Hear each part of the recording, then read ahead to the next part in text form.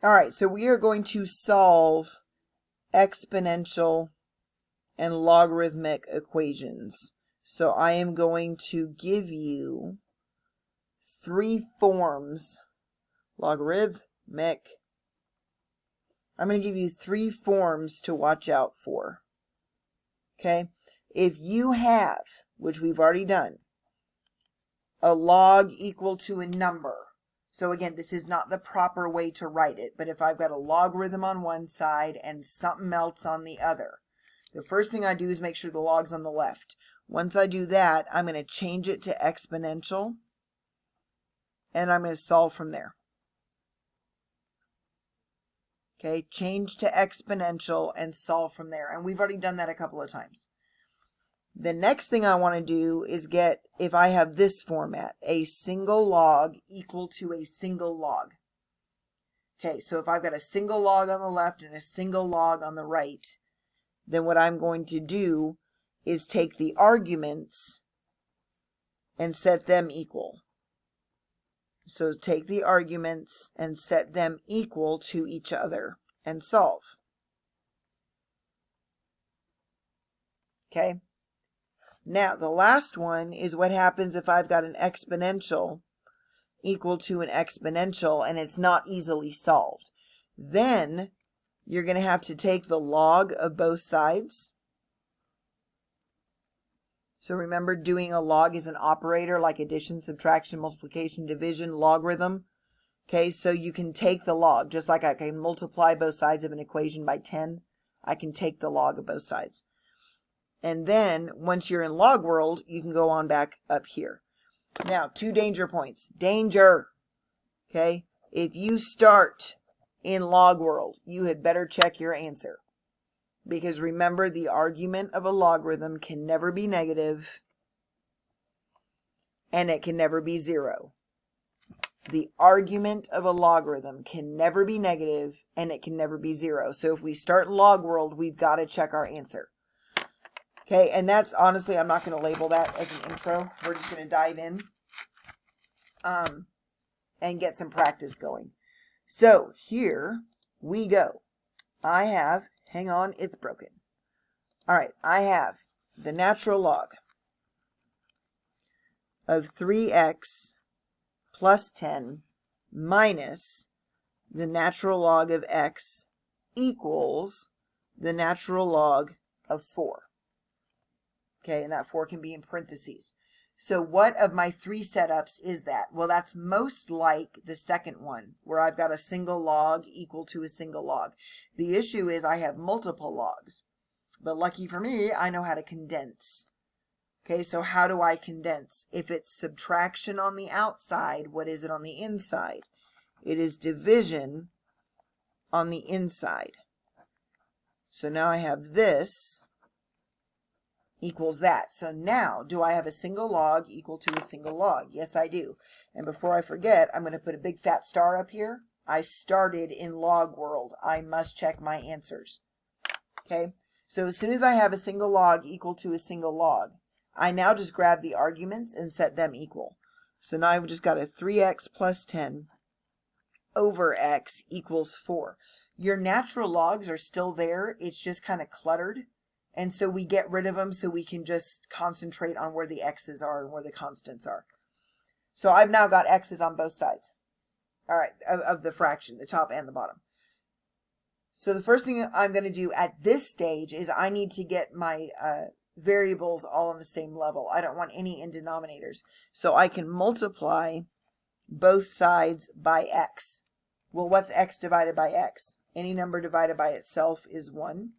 So it disappears from the denominator on the left, and it appears in the numerator on the right. So rewriting it, I've got a 3x plus 10 equals a 4x. And now I want to solve for x. I'm going to move these x's over to the other side. So I'm going to subtract 3x from both sides. So now I have 10 equals 1x. So I have completed the problem. I have solved. Now I've just got to check and make sure that I don't generate a negative argument or a 0.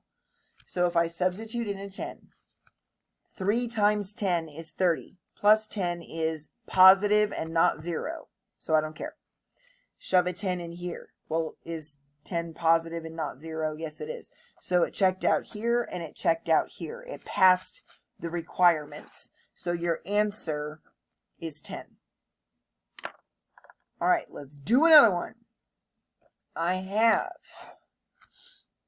log base 3 of 6x minus 1 equals 2. So of the three setups, which one is this most like? And this is most like the first one, where I've got a log on one side and a number on the other. So I notice I am in log world. I had better check my answer. And now, how do I handle it? If I've got a log equal to something else, or a log equal to a number, whatever, I am going to change it back into exponential and go from there. So what do I have? I've got 3 squared is 9, and that equals 6x minus 1. Now I just got to solve for x. So I'm going to add 1 to both sides. So that gives me 10. And now I'm going to divide both sides by 6. So divide him by 6, divide him by 6. So what I get after I reduce is 5/3, because I pulled a 2 out of both of them. So that's my answer. I've just got to check. So 6 times 5/3 is 30/3, which is 10, minus 1. That's positive and not 0, so I am safe. So that's your answer, is 5/3. Let's try some more. All right, the natural log of x plus 10 minus the natural log of x equals 2. So question number 1, what is my setup? My setup is I've got a log equal to something else. But there's an issue. I have multiple logs. I've got to get it down to where it's a single log equal to a number. So if it's subtraction on the outside, what is it on the inside? On the inside, it will be x plus 10 over x. So if it's subtraction on the outside, it's division on the inside. And now that equals 2.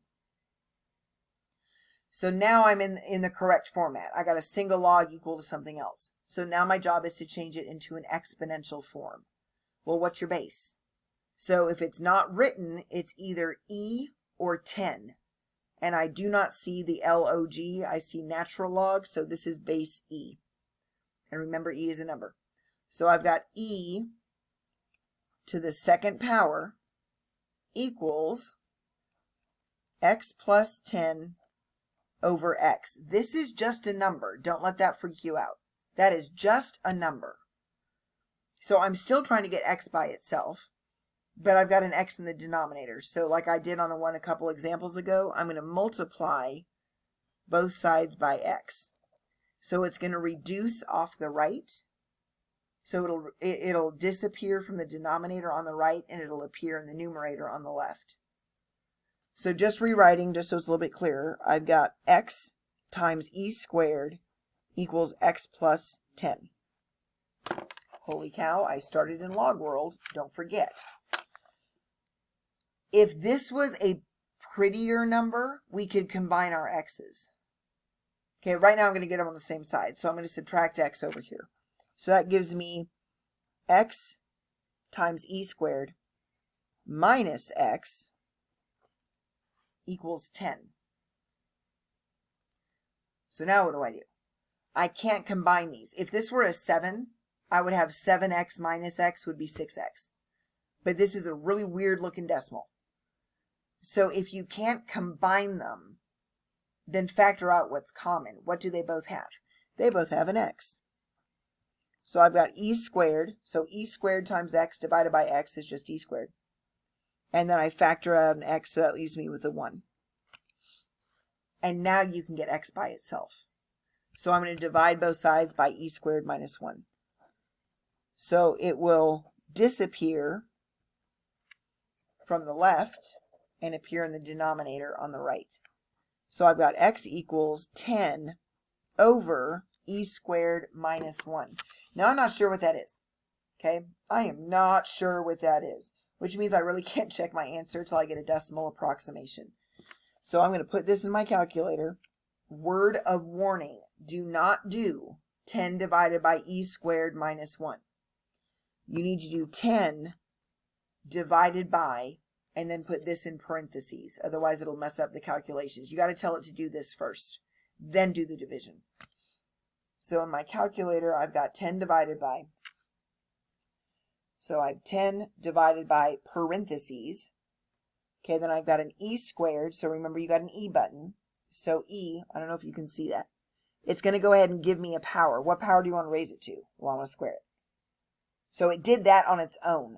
Okay, so I've got e to the second power minus 1, and then I close that, and I get 1.5652. So 1.5652. So that should be okay. Let's go check our answer. You got a decimal approximation. So basically, if I do 1.5652 plus 10 divided by 1.5652, then that should equate to e squared. All I care about right now is, do I generate a negative or a 0? So if I shove in basically 1.5, 1.5 plus 10 is positive and not 0.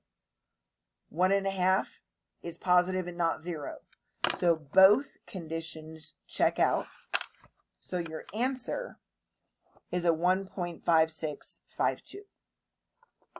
And we've got time for a couple more, possibly. All right, so I've got the log of x plus the log of x plus 3, and that equals 1. So remember, you can put this in parentheses. So what's your basic setup? My basic setup is I got a log equal to a number. So it looks like the first format I gave you. Issue is I got multiple logs. So if it's addition on the outside, what is it on the inside? You're not going to like this one, I'm just telling you.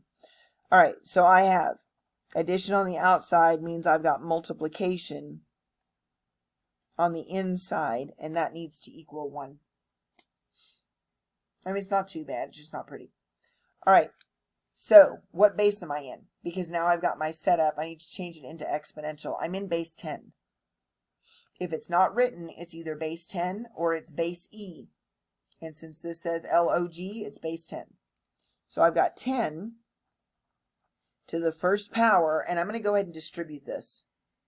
It equals x times x plus 3. Well, x times x plus 3 is x squared plus 3x. And now I'm headed towards a quadratic equation. So since I have squareds, I have x squareds and x to the first, I need to get this thing equal to 0. So I'm going to subtract 10 from both sides, and that gives me x squared plus 3x minus 10. So x squared plus 3x minus 10 is 0, and the good news of the day is this is factorable.